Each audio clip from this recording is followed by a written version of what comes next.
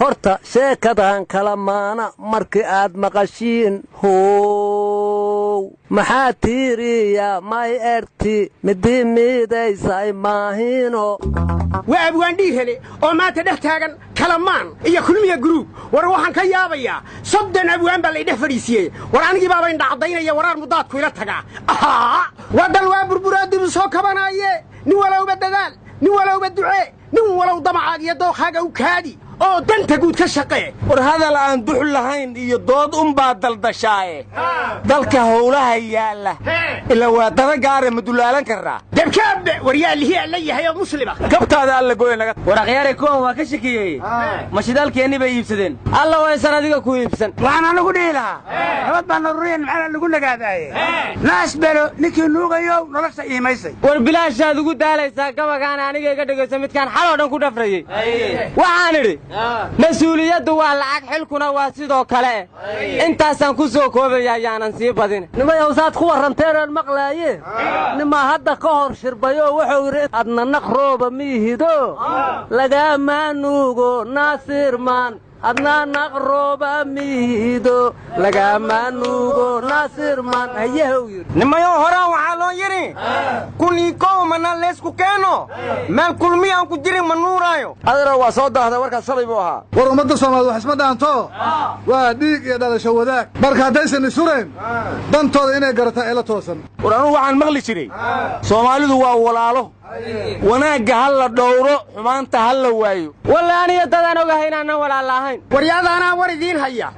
bal jirkeena dahsoon oo si kastoo u dadaala dhaqaalaha durki waaya ilaa waa dakane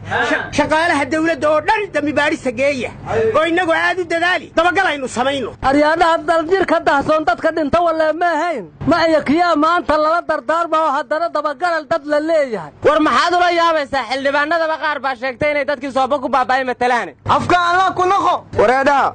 wasiirkii hore xanaanada xoolaha Soomaaliland ee yiri xoolada dadweynaha hadaan digsiiyay baakliye fariisana waa xanuunsada oo dadka ka codsaday inay afiyaan madaxweynaha Soomaaliya telefoon diraa yiri wuxuuna yiri nin wanaagsan baa tahay waana kugu dasan doonaa xoolaha dadkana waa iska ilaalin doonaa si dhunta loo qaban wareeda madaxweynuhu haduu ku daysan doono ma markuu xilku ka dhamaado afiyana dhihi doonaa masaxaduna dhahaya midda kale xoolaha dadweynaha ma la iska ilaaliha ma sawaa la isku ilaaliha wareeda waxaan idin sheegaya ninku wax yar buu cuno malgacad buu darsaday haduu badayl darsan lahaa waxba ma noqdeene Afrikadu malaayiin bay liqdaay wax yar oo qadaadiic u cunay markaas ku xanuunsaday aryaadaha waxa la yiri qofkii caadeysta inuu xoolaha umada cuno waa dibiraasada salaami ku dhinta markaas oo afarta kor u taaga hadda dadka dibirsan oo dhan ma waxa ku qornaa xoolihii umada haddaysan ahayn islaan uur la iyo nin dhilmaaya ka dhirigtay wareeda waxa la yiri ninkii dayn cunay balu ka dibira balu war madaxweynaha Soomaaliya Addis Ababa uu tagay shirkii madaxda midowga Afrika oo ka qayb galaya xalayna asaga iyo madaxweynayaasha Afrika waxay la casheeyeen Abiy Ahmed dharkii dhaqankii Ethiopiankana waa lagu soo dhaweeyay warniyo been noo sheegin xogayaha guud ee qaramada midowga buu la kulma waxaana u malaynayaa ergiga la soo magacaabay inay ka wada hadleen war madaxweynaha xogayaha guud ee qaramada midowga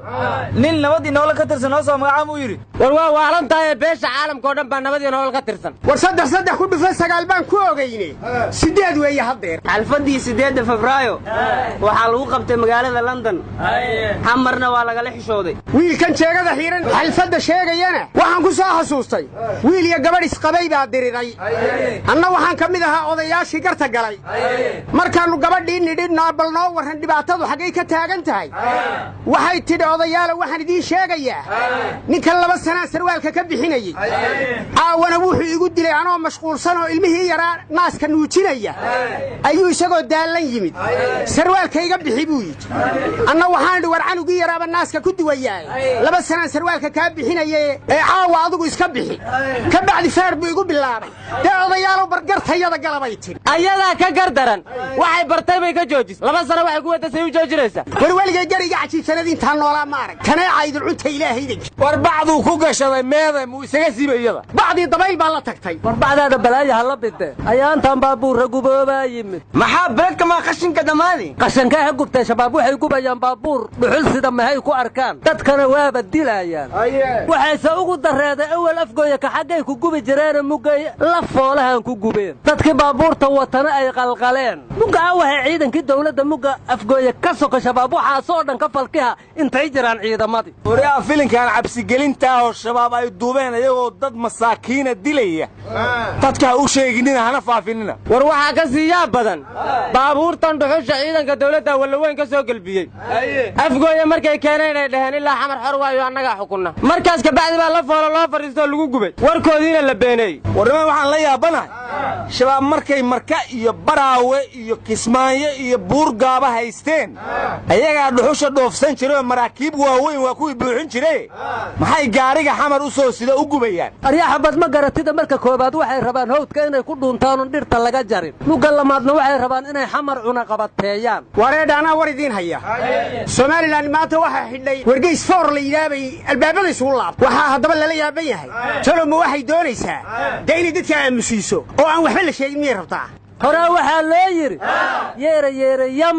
iyo xaasku qaadiya yam war muuse biixi magaciisaa la yidhaha handaraab wuxuu fahmi waayena waa iska soo handaraabaa war muuse biixi wuxuu yidhi wadahadalka soomaaliya iyo somalilan turki ku aamini mayne waa inay cid kale soo gashaa wareedha turki ma ahane waa tisaaniya meesha arrinta yaab kale ay ka dhacday baarlamaankiiba hadday fadhiisteen bay sharci soo saareen waxayna go'aamiyeen dhammaan xildhibaanada in la gudo markaas kadibna madaxda kale la gudo kadibna dadweynaha la gudo oo qaashay tubti ilaa wuxuu bahjaqabyay ahaayeen war waxaan maqli jiri warkii hore war soo dhaaf waa yeel qolof laha yimid warambawdka kuma jiro marka waxay u daliishadeen baa la yidhi qoladan gudniinka HIV-ga in looga badbaado marka waxay fahmeen xigmaddii ilaahay u soo saaray gudniinka ragga horta warkaasi waa fiican yahay aniguse waxaan la yaabanaha ma misaaraa looga goy doonaa bir kaloo kartahe la arki maaha wareedha waxaan kaloo anugu nimankaas ugu hambalyaynayaa sharcigan cusub ay hirgelinayaan madaxday ka soo bilaabeen dawladdeenna laakiinse maata ka adag baa la yidhahda oo maataday ka soo bilowdaa wax kastoo hirgelinayso warnimayo war ma haysaane soomaali war iskama hayso meel hadday balaayo ka jirto meel baa barwaaqa lagu jiifaa qardho gabadh ay mukulaali ka dhimatay ama bisad oo barooranaysaa la arkay maalin walbana bisad iska daaya kuwa curadadii ka dhinteen ayaa halkan uba ooyin oo shibiska ah war guddoomiyaha aqalka sare cabdi xaashi cabdulaahi kuuriyada koofureed buu uga qayb galaa la yidhi shirka nabadda adduunka waraadha cabdi xaashi kuuriyada koofureed uusan ku wareegine car hadduu rag yaha hataga kuuriyada waqooyi warnimayo cabdiraxmaan jaakad oo ameerika iga soo wacay wuxuu yidhi kalamaan cirka iyo xidigaha siyaasadday ku mashquulsan tahay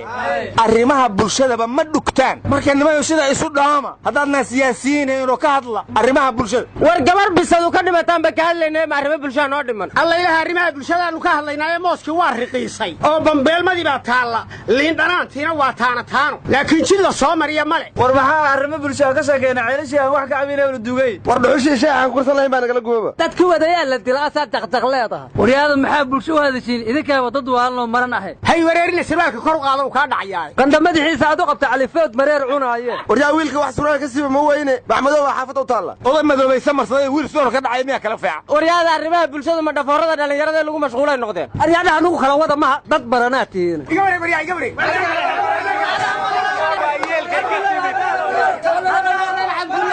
naga taga nasteexa haydan hesheen